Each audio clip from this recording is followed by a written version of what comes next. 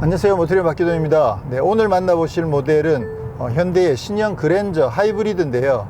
보통은 이제 차 밖에 서서 차 소개도 하고 그렇게 리뷰를 했었는데, 오늘은 출근하는 길에 차 안에서 리뷰를 하도록 하겠습니다.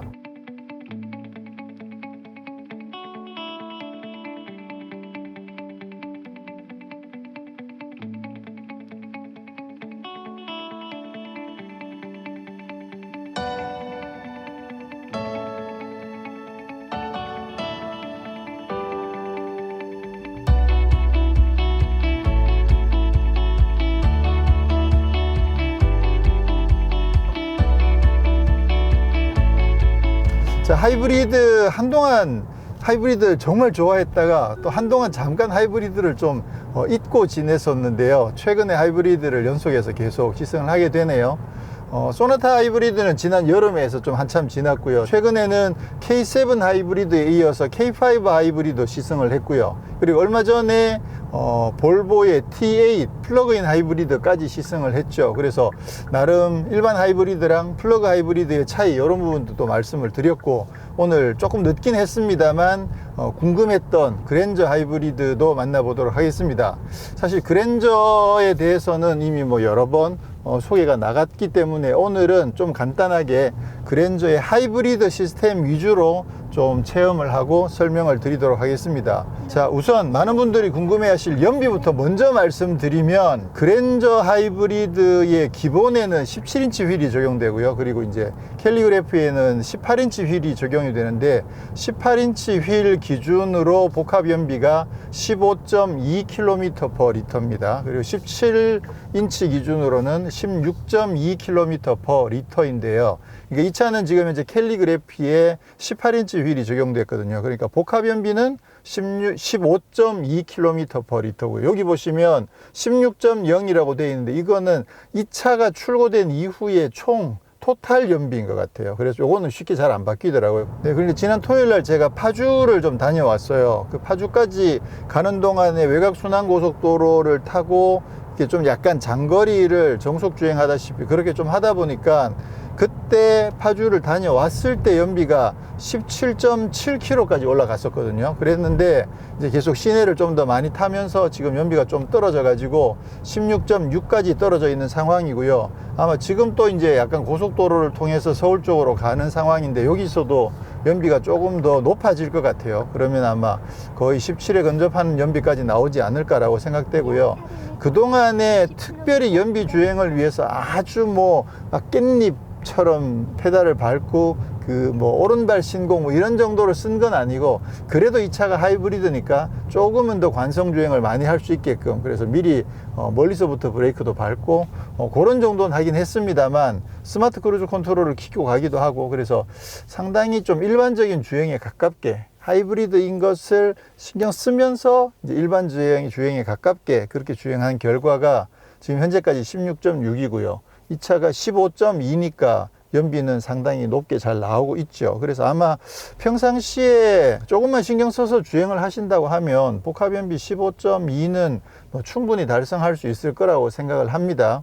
그리고 진짜 운전 잘 하시는 분들은 꽤 높은 수준의 연비까지도 달성할 수 있을 것 같아서 연비 면에서는 상당히 만족할 수 있죠. 지금 현재 배터리가 절반이 조금 덜 되게 충전이 되어 있네요. 근데 아마 한동안 EV 모드를 유지를 할 수가 있겠죠. 자, 그럼 외관도 간단하게 살펴보면, 그랜저 하이브리드는 하이브리드이기 때문에 외관상 다른 부분이 거의 없습니다. 네, 말 그대로 진짜 거의 없어요. 그래서 외관으로서는 이게 하이브리드인지 일반 그냥 가솔린 모델인지 구분하기가 정말 쉽지 않은데요. 심지어는 뒤쪽에 그 하이브리드 딱지조차도 붙어 있질 않아요. 그래서 외관상으로는 진짜 판단하기가 어려운 상황이고요. 휠 디자인이 조금 다릅니다. 지금 현재 여기 18인치 캘리그래피 전용 휠이 적용되어 있는데, 근데 요 휠도 얼핏 보면 3.3 캘리그래피에 들어있는 그 19인치 휠이랑 디자인이 꽤 비슷해요. 둘 다 이제 캘리그래피 전용 휠인데 요건 18인치고 그건 19인치죠. 그러다 보니까 디자인에서 약간 차이가 있긴 합니다만, 근데 얼핏 보면 디자인이 상당히 많이 닮았습니다. 그래서 진짜 얼핏 봐서는 하이브리드다라는 거를 진짜 확인하기가 쉽지 않아요. 일반적으로 하이브리드 모델 같은 경우는 대체적으로 휠이 약간 좀 디스크 같은 느낌이 들도록 약간 평면 느낌이 좀 많이 강조되어 있는 그런 휠을 쓰기 마련인데, 그랜저 하이브리드는 심지어는 휠조차도 그런 느낌이 별로 없어서 진짜 하이브리드인지 아닌지 진짜 구분하기 어렵습니다. 뭐 그런 점은 제가 봤을 때는 나쁘지 않다고 봅니다. 특히나 최근에 하이브리드들이 뭐 파워가 상당히 좋은 편이어 가지고 굳이 뭐 18인치 휠까지만 적용할 필요가 있을까라는 생각도 사실 좀 들긴 하거든요. 이제 연비를 고려하면 당연히 이제 조금 더 작은 1인치라도 더 작은 휠을 쓰는 게 맞긴 합니다만, 그래도 기본적으로 연비가 꽤 높게 나오는 편이고 또 힘도 상당히 좋고, 그러다 보니까 하이브리드를 꼭 연비에 국한하지 않고 좀 더 퍼포먼스까지 고려하는 그런 선택의 입장에서는 뭐 19인치 휠도 옵션으로 있어도 되지 않을까, 그런 생각이 들긴 합니다. 자, 그러면 뭐 지금 보시는 것처럼 뭐 달리는 모습을 보여드리긴 좀 힘들 것 같고요. 지난 한 며칠 동안 시승했던 내용을 좀 정리해서 말씀을 드리자면, 자, K7 하이브리드가 있었죠. K7 하이브리드도 연비가 상당히 잘 나왔습니다. 그리고 제가 내린 결론은 3.0 못지않다. 힘도 나름 나쁘지 않고, 그리고 특히나 이제 하이브리드 같은 경우는 중저속 구간에서 굉장히 그 응답성이 좋고 힘이 좋은 편이어 가지고, 그렇지만 중고속 이상으로 올라가게 되면 아무래도 이제 6기통 3.0에 비해서는 힘이나 어떤 감각적으로 느껴지는 그런 펀치력 뭐 이런 여러 가지 면에서 아무리 조금 아쉬울 수는 있긴 하죠. 그렇지만 평상시에 시내 주행과 출퇴근을 고려해서 봤을 때는 K7의 하이브리드는 3.0 못지않다. 그래서 상당히 매력적이다 라고 판단을 했었고요.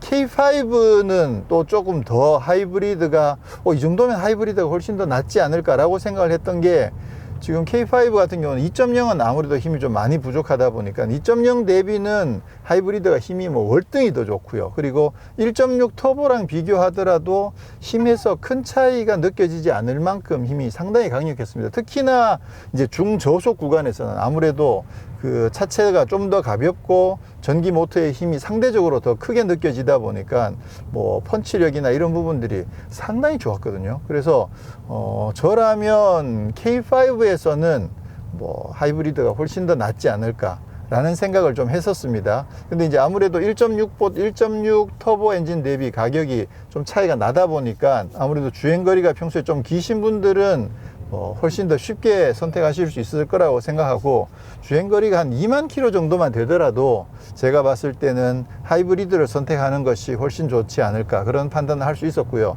자, 그런데 이제 이 그랜저 하이브리드는 양상이 또 조금 다릅니다. 우선 시스템을 잠깐 말씀드리면, 이 그랜저 하이브리드랑 K5 하이브리드랑 K7 하이브리드에 들어가는 전기 모터의 출력과 토크가 똑같습니다. 그러니까 똑같은 전기 모터를 다 쓰고 있는 거죠. 그런데 지금 그랜저 하이브리드는 무게가 꽤 많이 무거워요. K5 하이브리드 대비 이 차가 무게가 한 210kg 정도 더 무겁거든요. 그랜저 하이브리드가. 물론 이제 가솔린 엔진은 K5는 2.0이고 이 차는 2.4이기 때문에 거기에선 출력 차이가 나긴 합니다만, 이 저속 구간에서 이 퍼포먼스를 나타내 주는데 큰 역할을 하는 것은 아무래도 전기 모터거든요. 그런데 같은 전기 모터를 장착하고 있는데 그랜저 하이브리드가 몸무게가 K5보다 한 210kg 정도 더 무겁다 보니까 이때 이렇게 엑셀을 이렇게 쓱 밟아보면 느낌 자체가 펀치력이 조금 약한 느낌이 들어요. 네, 그래서 K5 하이브리드 때는 힘이 와 진짜 좋아 이런 느낌을 좀 많이 받으면서 탔었는데, 이번 그랜저 하이브리드는 힘이 뭐 여유가 있네, 넉넉하네 이런 정도지, 힘이 진짜 좋아 이런 느낌이 드는 정도까지는 아니에요.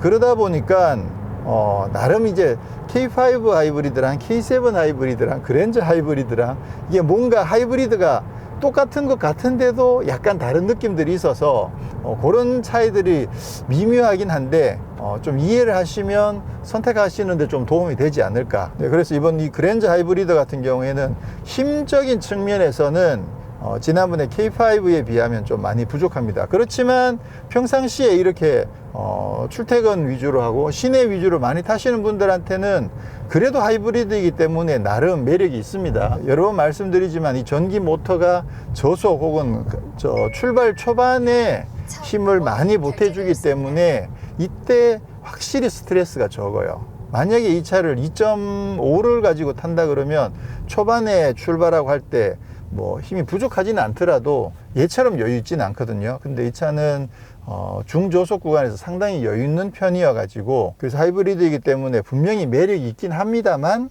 K5 때만큼 막 힘이 진짜 좋아 이런 느낌은 들질 않더라. 자, 그러면 이제 가격이 문제가 되겠죠. 그랜저 하이브리드는 가격이 캘리그래피 기준으로 4,575만원. 근데 3.3 캘리그래피는 4,430만원, 2.5 캘리그래피는 4,185만원. 가격 차이가 꽤 많이 납니다. 그래서 하이브리드 같은 경우는 이제 세제 혜택을 뺐을 때, 이제 취득세, 등록세 이런 데서 혜택이 있으니까 그런 부분을 뺐다고 가정했을 때 3.3 가솔린보다 145만원이 더 비싸요. 그러면 이게 3.3이랑 엔진 힘을 비교를 해보면 분명히 3.3만큼은 아니에요. K5가 1.6 터보보다 힘이 나쁘지 않다, 나름 매력이 있다라고 했던 거에 비하면 그랜저 하이브리드는 3.3보다는 확실히 힘이 좀 부족한 건 사실이긴 하거든요. 근데 가격 차이가 145만 원이 난다. 그러면 요거 조금 고민을 해보게 되긴 하죠. 근데 어차피 주행거리가 길어서 평상시에 1년에 한 3만 킬로 이상 타시는 분들은 당연히 어떤 기준으로 보더라도 당연히 하이브리드를 선택하시는 게 맞지만, 평상시에 주행거리가 그렇게 길지 않으신 분들이 나는 고급스러운 3.3을 살까 아니면 연비가 좋은 하이브리드를 살까 라고 고민한다고 봤을 때는 요건 조금 고민이 될 것 같아요. 네, 그리고 이제 3.3 같은 경우에는 아무래도 이제 RMDPS가 들어있는 점도 장점이고, 그리고 캘리그래피 기준으로는 19인치 휠이 적용되죠. 여기는 18인치 휠이 적용된다는 점. 그래서 아무래도 외관상에는 19인치 휠이 적용된 게 차가 좀 더 멋있어 보이긴 하겠죠. 그런 약간의 차이점들이 있지만 가격을 고려하면 145만원 차이, 좀 고민이 될 것 같긴 합니다. 자, 실내에서는 크게 달라진 부분은 없습니다. 엔진 시동을 걸게 되면 처음부터 에코 모드가 기본 모드로 설정이 되고요.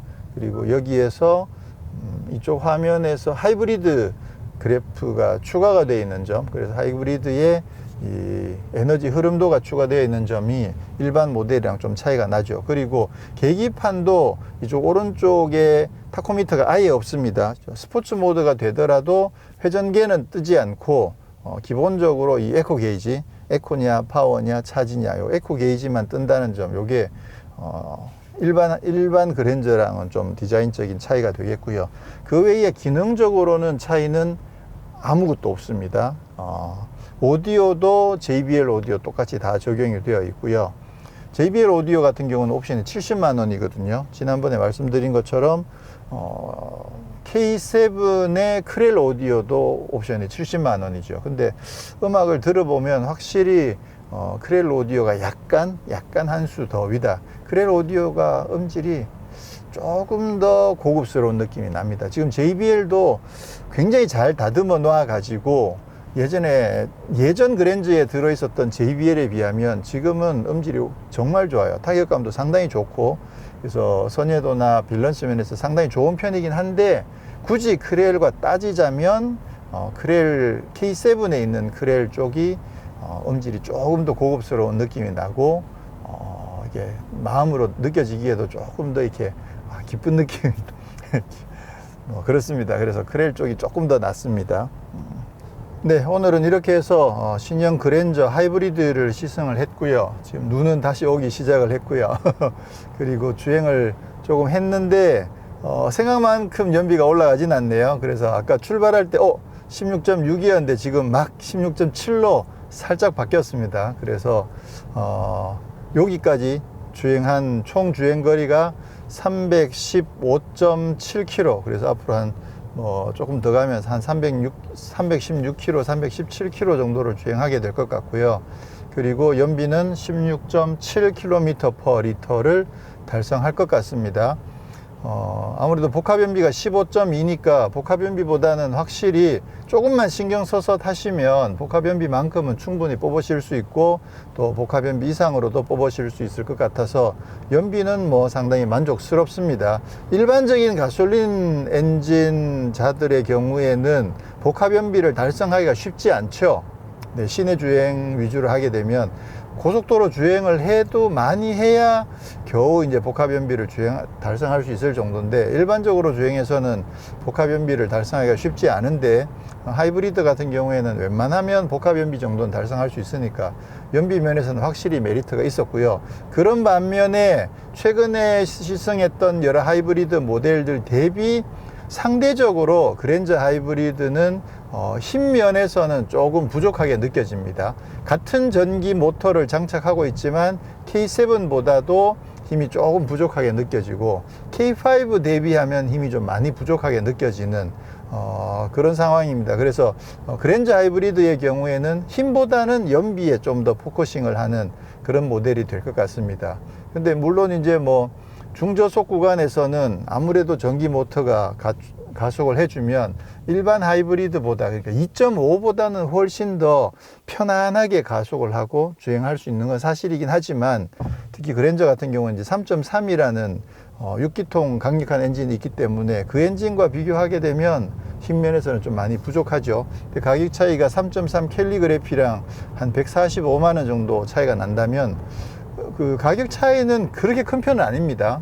보통 이제 기준으로 비교하게 되는 차들끼리 가격 차이가 한 200에서 300만 원 정도 가까이씩 차이가 나는 경우들이 많은데, 지금 이제 그랜저는 3.3이 조금 약간 윗급이다 보니까 3.3 대비는 가격 차이가 그렇게 큰 편은 아니어서 그 점에서 또 어떻게 보면 하이브리드에 접근할 가능성도 또 크게 나쁘진 않아 보이기는 하네요. 그래서 뭐 전반적으로 그런 부분들을 말씀드렸습니다. 네, 그래서 결국 결정은 이제 본인의 라이프 스타일이라든가 아니면 예산이라든가 그런 거에 따라서 결정하시겠지만, 같은 하이브리드라고 하더라도 K5 하이브리드, K7 하이브리드, 그랜저 하이브리드, 그리고 또 소나타 하이브리드가 각각 서로 느낌들이, 성격들이 조금씩 다르더라. 연비에 대한 접근, 힘에 대한 접근, 가격에 대한 접근, 그런 부분들이 조금씩 다르더라라는 점을 이제 말씀드리고, 지금 현재까지 317.4km를 주행했고 연비는 16.7km/L를 달성했습니다. 요거 아니고요. 그래서 저는 다음에 또 다른 모델로 찾아뵙도록 하겠습니다. 고맙습니다. 자동차와 삶을 사랑하는 사람들, 바로 여러분들이 모터리언입니다.